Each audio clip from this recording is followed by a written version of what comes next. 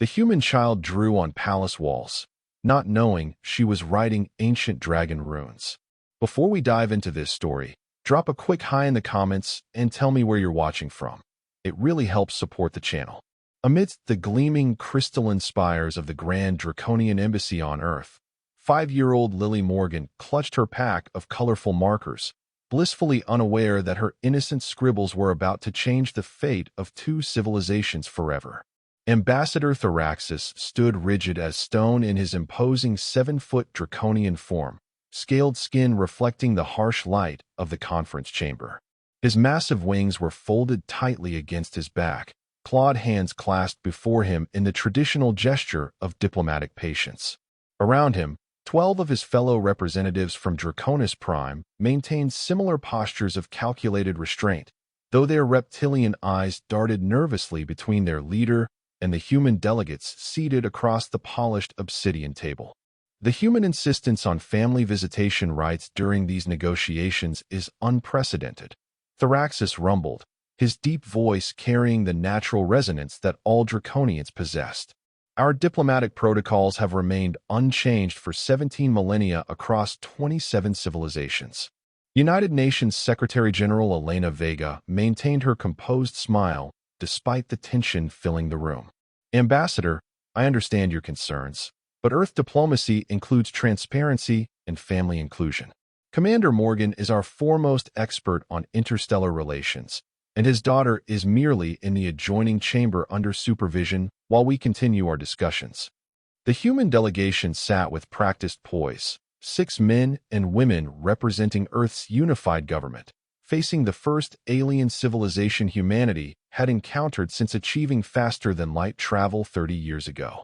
The Draconians had discovered human exploratory vessels near their outer territories 6 months ago, and these preliminary talks would determine whether relations proceeded toward alliance or adversarial caution. Commander James Morgan, seated at Secretary-General Vega's right, nodded respectfully. I assure you, Ambassador, my daughter is well behaved.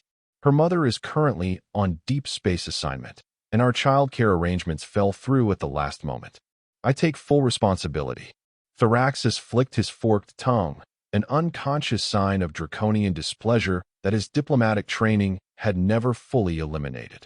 Very well. Let us proceed with the primary matters of territorial demarcation and technological exchange parameters. As the delegations turned their attention to star charts projected above the table, none noticed the small human female who had grown bored with her tablet games in the adjacent waiting room.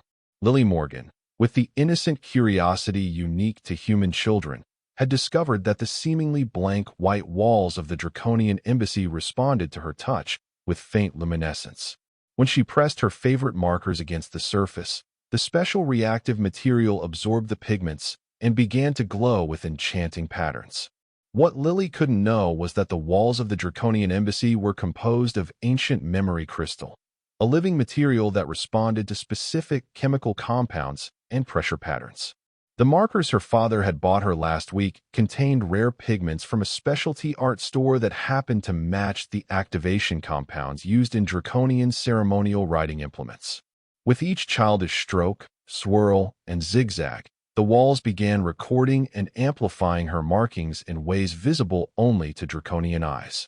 In the conference chamber, Elder Calistrax, oldest among the Draconian delegation, suddenly stiffened. His sensory ridges detected an energy pattern he hadn't felt in centuries. Ancestral glyphs were being formed somewhere nearby, living script in the old tongue that had been largely ceremonial for thousands of years, known only to the keeper caste of their civilization. Ambassador, he whispered urgently to Thraxus, there is ancient writing being inscribed within the embassy. Thraxus narrowed his eyes. Impossible. None among our delegation bears the keeper rank to perform such rituals. Secretary-General Vega noticed the change in the Draconian's demeanor. Is everything all right, Ambassador? Before Thraxus could respond, a junior Draconian aide burst into the chamber, eyes wide with alarm. Honored representatives, there is an emergency in the East Corridor. The living walls are activating with first tongue inscriptions. The human and Draconian delegations hurried from the chamber, following the increasingly bright glow emanating from down the hallway. What they found stopped both species in their tracks. 5-year-old Lily Morgan sat cross-legged on the floor, surrounded by open markers, happily drawing on the embassy wall. But what should have been simple childish scrawls had transformed into intricate, luminous patterns, flowing draconian script pulsing with ancient power. The symbols crawled across the walls, ceiling, and floor, connecting in complex arrangements that even the eldest draconians had seen only in historical archives. "What is happening?" Commander Morgan demanded, rushing forward to grab his daughter. "Lily, what did you do?" The child looked up with innocent confusion. "I'm just drawing, Daddy. The walls like my markers. Look how pretty they glow." Ambassador Thraxus and Elder Calistrax approached the wall with reverence and disbelief. "This is impossible," Thraxus whispered. "These are the ancestral prophecies, sacred writings lost since the Third Enlightenment over 4,000 years ago. Even our keepers can recite only fragments." Calistrax ran a trembling claw over the glowing symbols. "Not just any prophecies. These are the words of renewal, the foretelling of the cosmic convergence. Our most sacred texts speak of the time when the words would return through claws that are not claws, written by minds that know not what they write." He turned to stare at the small human child. "In all our history, we never imagined it would be through the hands of another species." Lily, oblivious to the profound implications of her artwork, pointed proudly at a particularly elaborate swirl near the bottom of the wall. "That's a dragon. Like you. And that's my daddy and me, and we're all friends having a picnic." What Lily saw as a childish drawing of figures at a picnic, the Draconians recognized as the ancient symbol for the covenant of shared prosperity, a mythical future state where their kind would find kindred spirits among the stars and enter an era of unprecedented cooperation and growth. Commander Morgan looked from his daughter to the Draconian delegation, whose members had begun to kneel one by one before the wall, and the small human child. "I don't understand. What does this mean?" Elder Calistrax, his ancient voice trembling with emotion, turned to the humans. "It means, Commander, that these negotiations are no longer necessary.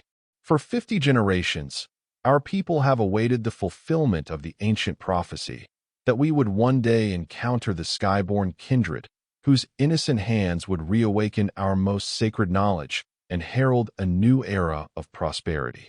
Secretary General Vega stepped forward. "Are you saying that my officer's 5-year-old daughter has just what?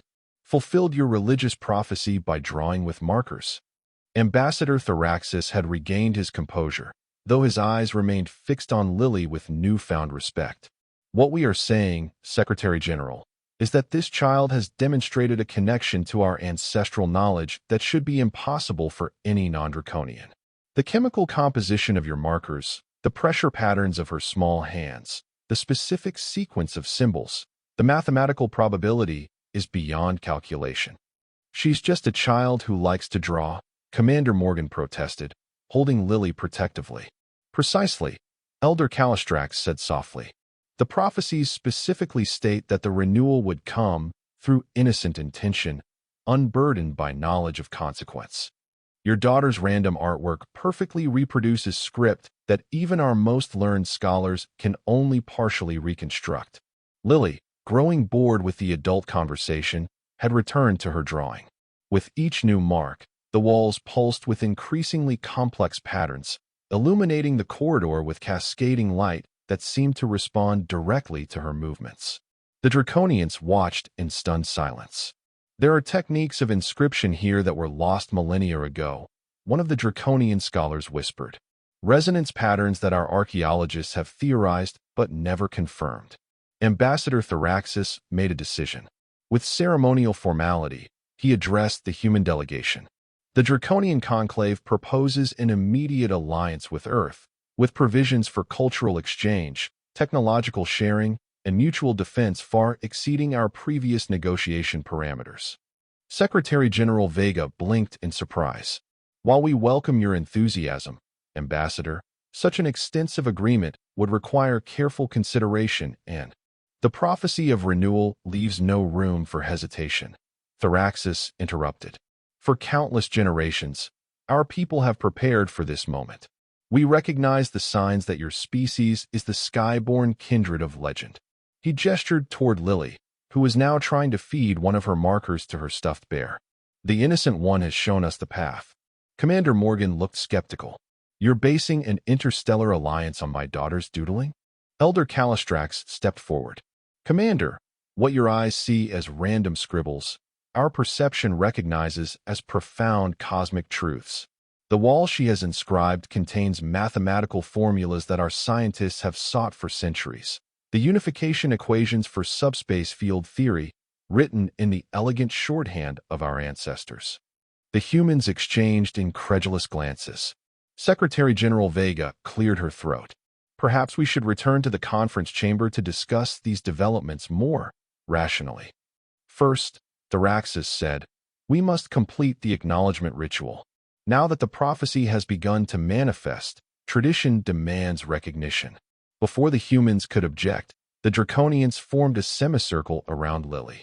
As one, they extended their wings to create a canopy of iridescent scales. Elder Calistrax approached the child and knelt before her, offering a small crystalline object from within his ceremonial robes. Young one, he said gently, would you accept this token of our gratitude? Lily looked up from her drawing and grinned at the sparkly object. It's pretty. Is it a present? It is a soul stone, Calistrax explained. An ancient artifact that responds only to those connected to the draconian ancestral memory. Among our kind, only the most gifted keepers can awaken its light. Commander Morgan stepped forward protectively.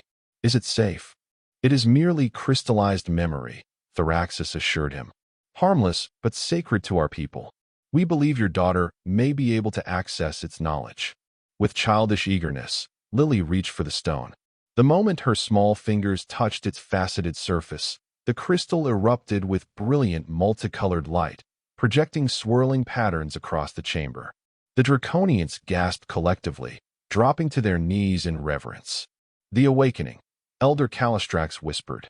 Just as foretold. Lily giggled in delight. It tickles, and it's showing me pictures in my head. Commander Morgan knelt beside his daughter. What kind of pictures, sweetheart? Dragons. Lots and lots of dragons, Daddy. They're building big ships and flying among the stars. And there are people too. Humans. And everyone's working together to fight the scary shadows. She squinted in concentration. The shadows want to eat the light, but the dragons and humans are protecting it together. The Draconians exchanged alarmed glances. The void hunger, Thraxis murmured. The ancient enemy foretold to return at the time of convergence. Secretary General Vega had reached the limits of her diplomatic patience. Ambassador, with all due respect, we cannot form interstellar policy based on the imagination of a child interpreting your cultural artifacts. While we appreciate the sentiment, Madam Secretary, Elder Calistrax interrupted with uncharacteristic urgency. What the child describes is not imagination, but history yet to come. The prophecy of renewal has specific stages. First the recognition, then the awakening, followed by the revelation of shared purpose. Which is? Commander Morgan asked skeptically. The mutual defense against the void hunger, an ancient consciousness that consumes nascent civilizations. It hibernates for millennia, awakening when new species reach the threshold of interstellar capability. Thraxis's voice was grave. Our ancestors faced it once before, at terrible cost. The prophecies foretold its return and the necessity of alliance with the skyborn kindred. As the adults argued, Lily continued drawing with renewed purpose, the soulstone clutched in one hand while the other moved across the wall, with surprising precision for a child her age. The patterns she created now were more structured, less childlike, though she remained completely unaware of their significance. Look, Daddy, I'm drawing the map the crystal is showing me. All eyes turned to Lily's new creation. What appeared on the wall was an unmistakable star chart, a three-dimensional representation of local space extending far beyond Earth and Draconis Prime, with specific systems marked by pulsing symbols. Those are the awakening points, Thraxis whispered. The systems where the void hunger first manifests. Commander Morgan stared in disbelief. Lily, honey, how do you know how to draw this? The sparkly stone is showing me, Daddy. It's like when you help me with my coloring books and guide my hand. She pointed to a specific cluster of stars. The dragons are worried about these ones. The shadows are getting stronger there. Secretary General Vega stepped closer to examine the star chart. These coordinates. Some of these systems are where our deep space exploration vessels have reported anomalous readings over the past year. The same in our territories, confirmed one of the Draconian scientists. We've detected unusual subspace disturbances in these exact regions, but had not yet determined their significance. Lily had moved to another section of wall and was creating new symbols with focused determination. The stone says I need to write this down before I forget. It's important for the dragons to remember. Elder Calistrax translated the emerging script with growing amazement. These are the lost defensive protocols, sacred technologies our ancestors used against the void hunger. Knowledge we believed lost forever during the Great Forgetting. One of the human scientists was recording everything with barely concealed excitement. The patterns she's drawing contain non-random mathematical sequences. They appear to describe some kind of energy field modulation technique unlike anything in our physics. For hours, the astonishing scene continued. Lily, energized rather than tired by her connection with the Soul Stone, covered wall after wall with increasingly complex renderings. Draconians hurried to document everything while human scientists struggled to comprehend the implications. Throughout it all, the child remained cheerful and unconcerned, treating the whole experience as an elaborate game. By nightfall, the impromptu transcription session had transformed 3 entire corridors of the embassy. What began as a diplomatic crisis had evolved into something unprecedented, the foundations of an alliance based not on careful negotiation, but on prophecy fulfilled through the innocence of a child. As Lily finally began to tire, Ambassador Thraxis approached Commander Morgan and Secretary General Vega with newfound warmth. We must formalize our alliance immediately. The patterns your daughter has revealed indicate that the void hunger is already stirring, much earlier than our scholars anticipated. Secretary General Vega remained pragmatic. While these events are certainly extraordinary, I need more than ancient prophecies before committing Earth to an interstellar defensive pact. Then perhaps this will convince you, Elder Calistrax said, gesturing to one of Lily's most recent drawings. Your child has provided the spatial coordinates and temporal window for the first manifestation of the void hunger. According to these calculations, a probe sent to these coordinates would confirm our warnings.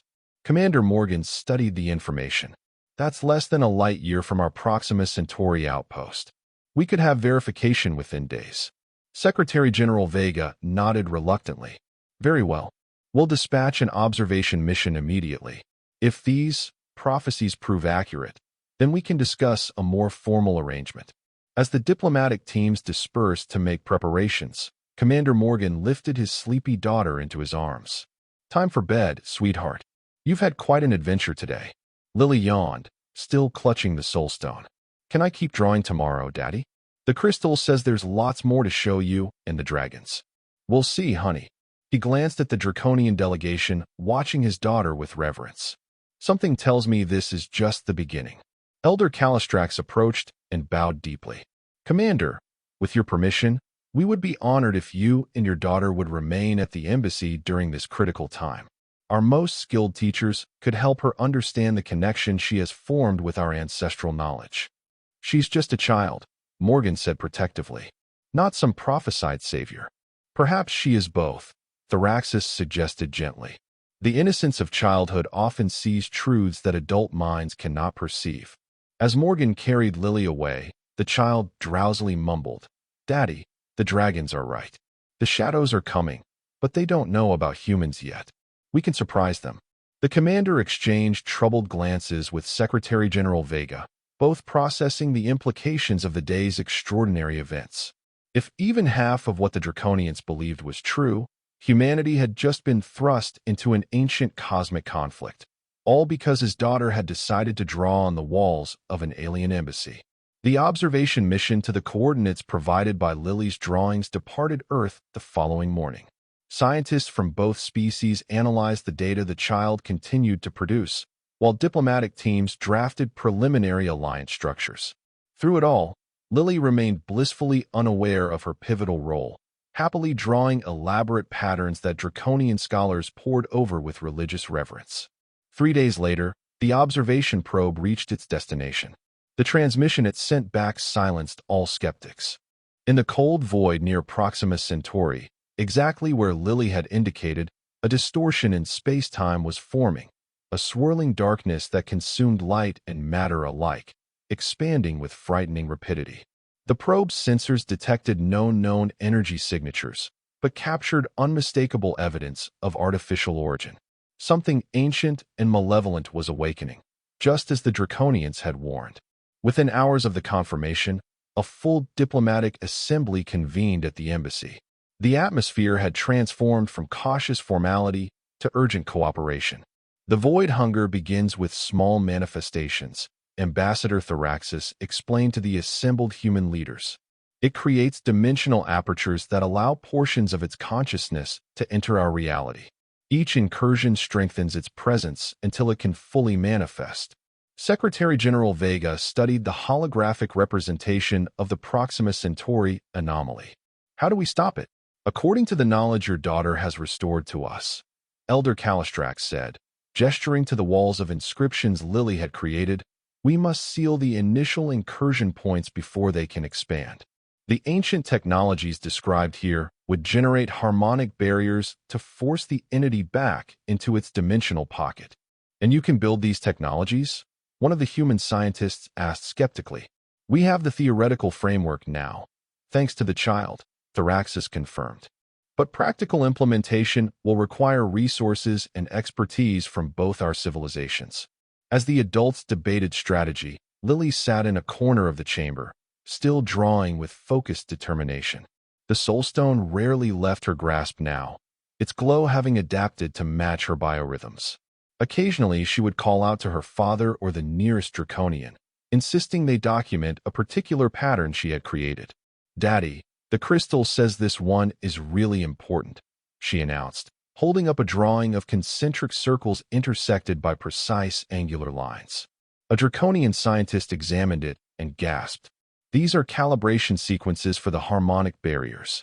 The mathematical precision is extraordinary. Commander Morgan knelt beside his daughter.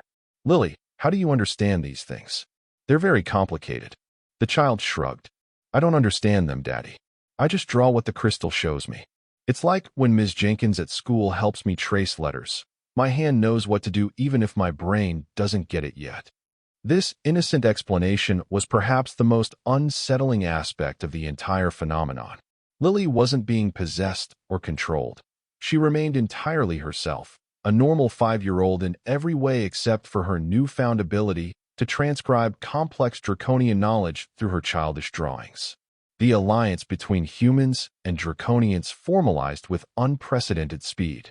Within weeks, joint research teams had constructed prototype harmonic barrier generators based on Lily's transcriptions. Testing confirmed their effectiveness against small-scale simulations of the void hunger's energy signature. Meanwhile, monitoring stations reported the appearance of additional incursion points exactly matching the star chart Lily had drawn. The threat was expanding precisely as the ancient prophecies had foretold, advancing in a pattern that would eventually reach both Earth and Draconis Prime. 3 months after Lily's first drawings on the embassy walls, the Allied fleet prepared to deploy to the Proxima Centauri incursion point. The mission would be the first test of the defensive technology against the actual void hunger manifestation. On the morning of deployment, Lily woke her father with unusual seriousness. Daddy, I need to go with the ships. Commander Morgan, who had been assigned to command the human contingent of the mission, immediately shook his head. Absolutely not, sweetheart. It's far too dangerous. But the crystal says I have to be there, Lily insisted, the soulstone pulsing with emphatic light in her small hand. The machines won't work right without me. Morgan brought this concerning development to Ambassador Thraxis and the mission command staff. Elder Calistrax, who had become the primary interpreter of Lily's transcriptions, consulted the relevant wall inscriptions with troubled eyes. There is mention of a conduit, a living link between the harmonic barriers and the ancestral knowledge, he admitted reluctantly. We had assumed it referred to the technological interface, not the child herself. You cannot possibly suggest taking a 5-year-old into a combat zone, Secretary General Vega stated flatly. Ambassador Thraxis looked genuinely conflicted. We would never endanger the Chosen One, but the prophecies are clear. The conduit must be present for the first sealing. A heated debate ensued, with human leaders adamantly refusing to consider Lily's participation while Draconian scholars warned of potential failure without her. Finally, a compromise emerged. The command ship would remain at a safe distance from the actual incursion point, with Lily aboard but well protected. Remote drones would deploy the actual barrier generators. Commander Morgan agreed to this arrangement only with extensive safety protocols. The command vessel would be heavily armored with multiple redundant systems and escape pods. A full security detail would protect Lily at all times, and at the first sign of danger, a dedicated shuttle would evacuate her immediately. 2 days later, the Allied fleet arrived at the Proxima Centauri incursion point. From the observation deck of the command ship, Lily watched with fascination as Draconian vessels moved in perfect formation with human cruisers. The darkness ahead pulsed like a malevolent heartbeat, now large enough to be visible to the naked eye, a swirling void where stars simply vanished. "It's hungry," Lily said matter-of-factly, clutching her soul stone. "It's been sleeping for a really long time, and now it's really, really hungry." The science teams made final preparations while Lily sat in a specially designed interface chamber. Engineers had created a simplified drawing tablet connected to the barrier control systems, allowing her to reproduce the necessary activation sequences without understanding their technical function. "Remember, honey," Commander Morgan instructed his daughter, "you just need to draw exactly what the crystal shows you, just like you've been practicing." Lily nodded seriously. "I know, Daddy. The shadows are scary, but the crystal says we can push them back if we're brave." The deployment sequence began. Drone ships carried the barrier generators into position around the perimeter of the incursion point. On the command ship, tension mounted as systems came online. At the designated moment, Lily began to draw. Her small hand moved across the tablet with surprising speed and precision. On the main view screen, the barrier generators responded, emitting coherent beams of energy that intersected at calculated nodes around the darkness. A shimmering field began to form, a complex geometric pattern that mirrored Lily's drawing exactly. "Remarkable," breathed a human scientist. "The generators are interpreting her input as advanced programming commands. The pattern complexity far exceeds our original algorithms." For several minutes, the process continued smoothly. The harmonic barrier strengthened, beginning to compress the spatial anomaly. Victory seemed imminent when suddenly alarms blared throughout the command ship. Energy surge detected within the anomaly. A Draconian operator reported urgently. "The entity is responding defensively." On the view screen, tendrils of darkness lashed out from the incursion point, probing the barrier structure. Where they touched, the harmonic field fluctuated dangerously. "It's trying to find the source of the barrier," Elder Calistrax realized with horror. "It's tracing the control signals back to their origin." Commander Morgan moved protectively toward Lily, but she remained focused on her task, her expression unnaturally serene as her hand continued its precise movements. "The shadow knows I'm here," she said calmly, not looking up from her drawing. "It remembers the dragons from before, but it doesn't know about humans yet. That's our advantage." Before anyone could respond, Lily began drawing a new pattern, one that none of the Draconian scholars recognized. The soul stone in her left hand pulsed with blinding intensity as her right hand created increasingly complex configurations. "What is she doing?" Ambassador Thraxis demanded.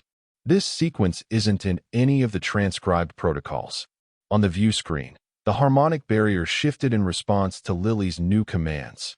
Instead of simply containing the darkness, it began to resonate at changing frequencies, creating interference patterns within the void itself. "The entity is destabilizing," reported a human scientist in amazement. "These new harmonics are disrupting its dimensional coherence." The tendrils of darkness withdrew, retreating into the central mass as the anomaly began to contract. The shimmering barrier followed, maintaining pressure until, with a silent flash of released energy, the incursion point collapsed entirely. Throughout the command ship, humans and Draconians alike stared in stunned silence.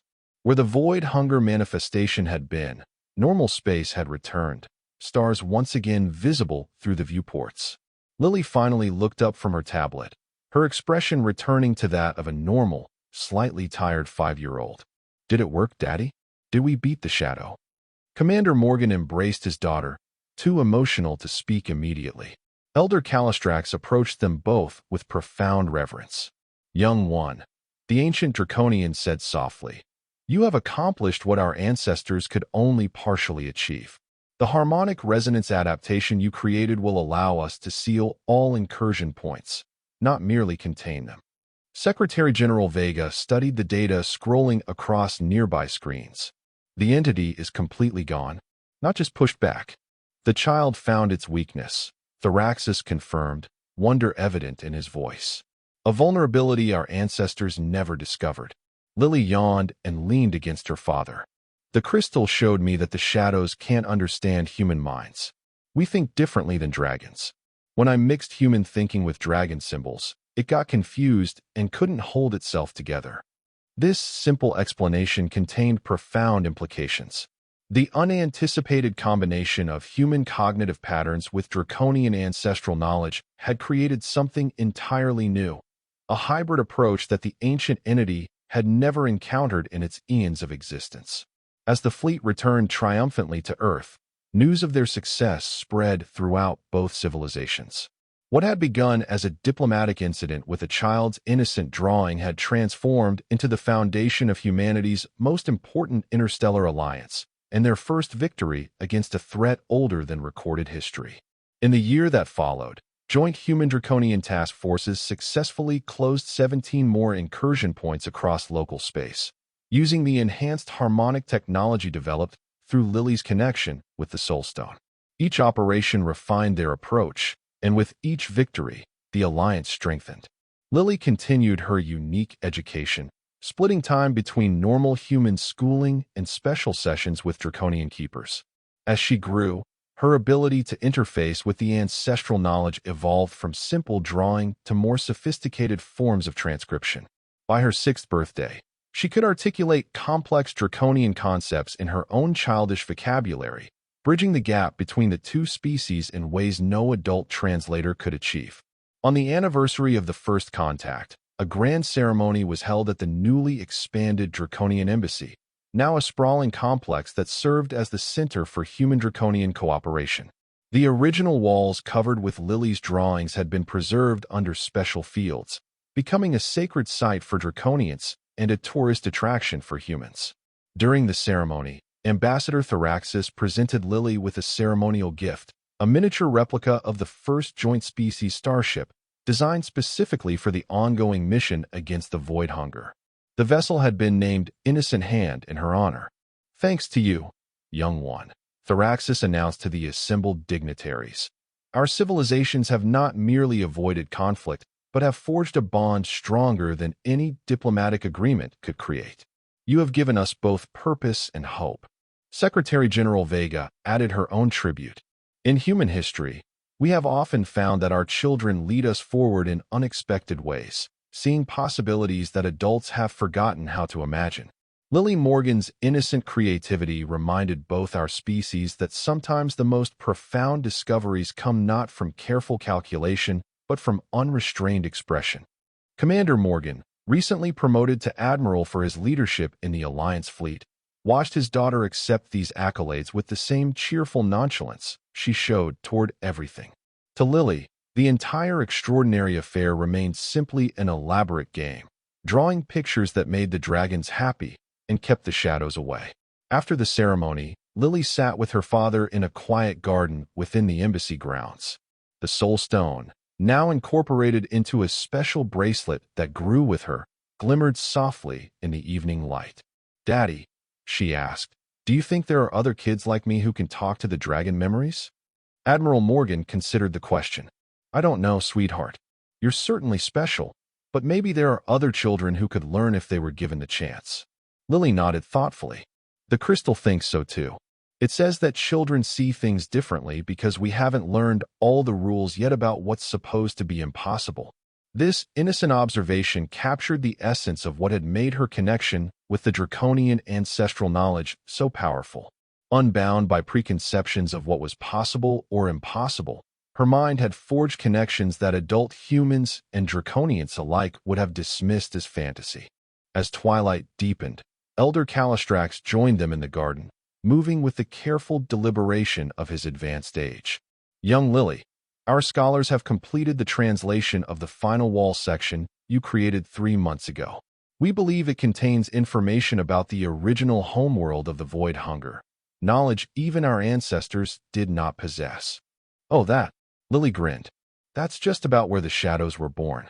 The crystal says they used to be people too, a really long time ago, but they got scared of dying, so they tried to live forever by becoming something different. But it went wrong and made them hungry instead. The simplicity with which she conveyed this profound revelation left both adults momentarily speechless. What draconian scholars had spent months carefully deciphering, Lily had understood intuitively through her connection with the ancestral memory. Does the crystal tell you if we can help them? Admiral Morgan asked. If they were people once, perhaps they could be again. Lily's expression grew serious, an unusual look on her normally cheerful face. The crystal doesn't know. The dragons tried fighting them before, but they never thought about healing them. She brightened suddenly. Maybe that's why humans are important. We think differently, so we might find a way the dragons couldn't see before. Elder Calistrax considered this with evident surprise. In all our history, we never considered the void hunger as something to be healed rather than defeated. Perhaps this is yet another wisdom the Skyborn kindred brings to our alliance. As stars appeared in the darkening sky, Lily pointed excitedly. Look, Daddy. You can see the dragon stars and the human stars all mixed together now. Indeed, the night sky now represented their new cosmic reality, the territories of both species interwoven in defensive patterns against the void hunger, creating a unified region of protected space. Where once there might have been borders and buffer zones of suspicious neighbors, there was now a single alliance strengthened by shared purpose. You know, Lily, Admiral Morgan said, before you decided to draw on the embassy walls, humans and draconians might have spent decades carefully negotiating treaties and trade agreements, always keeping each other at arm's length. That would have been silly, Lily declared with childish certainty. The dragons needed help remembering, and humans needed help knowing about the shadows. It's better to be friends. Elder Calistrax made the draconian gesture of profound agreement. From the innocence of a child comes the deepest wisdom. Perhaps this is why the prophecies specified that the renewal would come from one who did not understand the significance of their actions, because true insight often requires freedom from preconception. As they sat together under the stars, representatives of two ancient cosmic lineages joined by the unexpected intervention of a child's creativity, the promise of their alliance seemed limitless. The walls of the embassy behind them stood as testament to how the unrestrained expression of a human child had unlocked forgotten knowledge, bridged seemingly insurmountable cultural differences, and quite possibly saved both their civilizations. In the end, it was not careful diplomacy or military strength that had forged the greatest interstellar alliance in human history, but rather the simple act of a 5-year-old girl who wanted to draw pictures on a wall, and in doing so, unwittingly wrote a new future for two species among the stars. The void hunger continued its efforts to penetrate protected space over the following years, but each incursion was met with increasingly effective harmonic barriers. As Lily grew older, her unique connection with draconian ancestral knowledge developed in unexpected ways. By her 10th birthday, she had helped establish a special academy where human children with particular creative aptitudes were introduced to draconian memory crystals, seeking others who might share her unusual affinity. While none showed the profound connection Lily possessed, many demonstrated surprising ability to interpret and utilize aspects of the ancient knowledge. A new generation was emerging, humans and draconians who had known nothing but alliance and cooperation, approaching galactic challenges with the combined strengths of both species. The walls of the embassy where Lily had first drawn her magical patterns remained a sacred site, preserved exactly as she had created them. Draconian pilgrims and human tourists alike came to marvel at the childish scrawls that had changed the course of history. A permanent reminder that sometimes the most profound connections begin with the simplest expressions. And on quiet evenings, when diplomatic duties allowed, Admiral Morgan would still sit with his daughter in the embassy gardens, watching the stars and listening to her explain the pictures she saw in her mind, bridges between worlds that only a child's imagination could build, strengthening the bonds between two civilizations one drawing at a time. The great shadows that had threatened to consume all light in the galaxy had been pushed back not by overwhelming force, but by the unexpected harmony of human creativity and draconian ancient wisdom, a combination that had begun with nothing more complicated than a little girl drawing on palace walls, not knowing she was writing ancient dragon runes. And that was the end of the story. If you listened all the way to here, don't forget to leave feedback about what you thought of the story in the comments, whether positive or negative. Your feedback helps us improve. Also, leave your like and subscribe to the channel for more stories like this one. And I'll leave here on the screen another video that I'm sure you'll like. Big hug, and see you in the next story.